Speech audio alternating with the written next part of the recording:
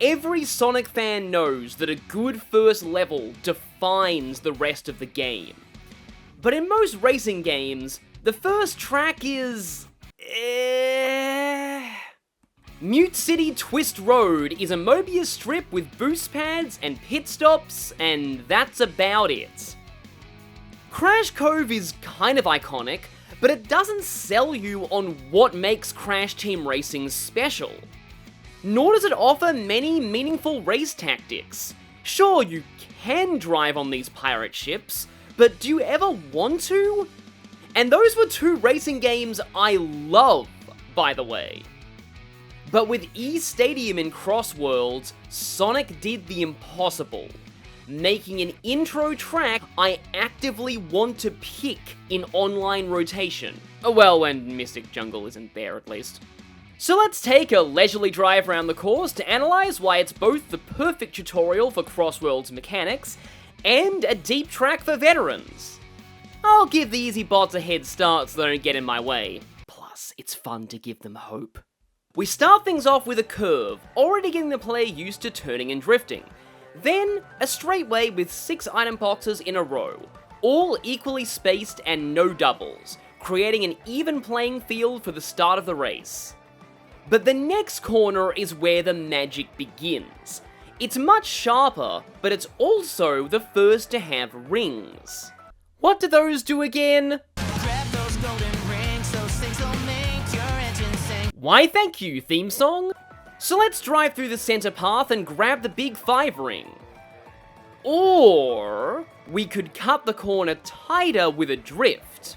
The player knows this is an option because there are rings here too. But there's a catch. No big 5 ring.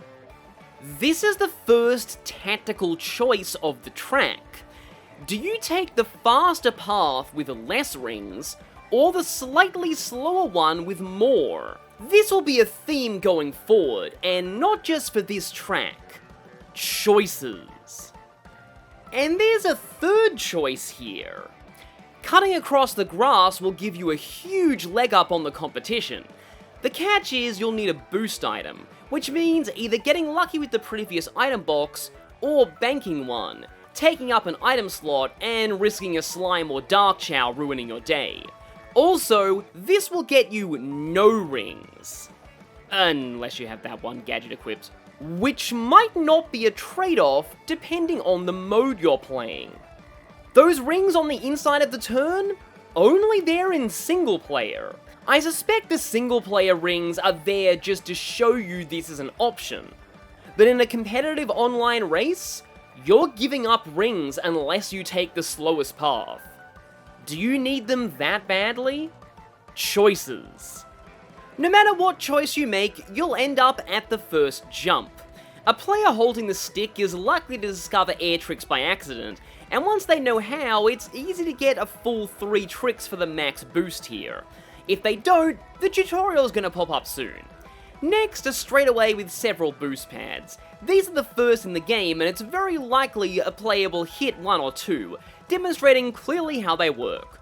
Boost pad make hedge car go vroom. Another corner with the same ring theme. Are you that desperate for rings that you want to go slow in a Sonic game? The next section is full of ramps. In the immortal words of Sonic Boom Tales, We can use these as ramps! unlike some racing games, CrossWorlds doesn't have a dedicated hop button. You can only perform air tricks by driving off an incline. At first they come in sets of 2, blue shallow ones, and yellow ones that launch you higher for more air tricks, and thus a bigger boost. There's a 5 ring above each yellow ramp, but technically the blue ones are faster if you don't need them, just like the turns. Now we have another corner we can cut with a boost, or we could go around the boring way. Remember this tunnel, it'll be important later. 2 more turns with the same, more rings in the middle, faster on the edge theme, and more cuttable grass. I've seen some complaints about the sheer number of strong grass shortcuts on this track, and I'd probably agree if it weren't for the gadget system. Certain builds raise the chances of speed items, or even start you with them. This gives them a distinct advantage on this track, but at the cost of getting less attack or defense items. Your choices matter. Speaking of which, where to next? Ah, dang it, Eggman got to pick. Phew, that was a lot of dinosaurs. Where were we? Oh right, back here, and wait, there weren't rings on this turn before. So here's something else unique to CrossWorlds. Every track spices things up on lap 3, and E-Stadium's changes are, like everything else, subtle yet brilliant. Firstly, one of the first batch of item boxes is a double this time. Do you go for it and risk getting nothing if someone else does too? Or go for a less competitive but weaker single item? Choices. There's now 3 boost pads on this turn, the third being a stronger blue one. Not immediately obvious until you experiment, or see a streamer do it, is the blue pad gives enough boost to cut over the grass without an item. But you'll miss rings this way. Bigger boosts in the boost hallway, bigger prizes on this turn, and then this. The ramp section now has a thin path leading to a portal. Watch where Amy ends up. Woohoo! Yeah, that's a big boost. Oh, and I know some of these warp rings are slower than driving the track normally. This one is the optimal route, trust me, I've looked at the world record time trial. But this only looks easy against low-level bots. When you're online, everyone wants in on this ring.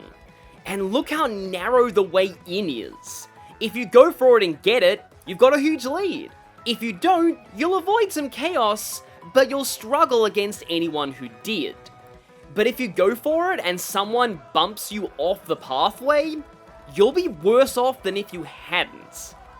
This portal is the ultimate game of chicken, and it's in the intro track. Whichever way you choose, it's a straight shot to the finish line from here. Final laps add boost pads on the very last stretch, another thing other races don't. It ensures you're still on your toes right down to the last second. And we're done! Sonic Racing CrossWorlds is the best racing game I've ever played, and E-Stadium sums up why. In every aspect, from characters, to vehicle customization, to gadgets, to CrossWorlds, and even how you drive the track itself. CrossWorlds is a game of choices.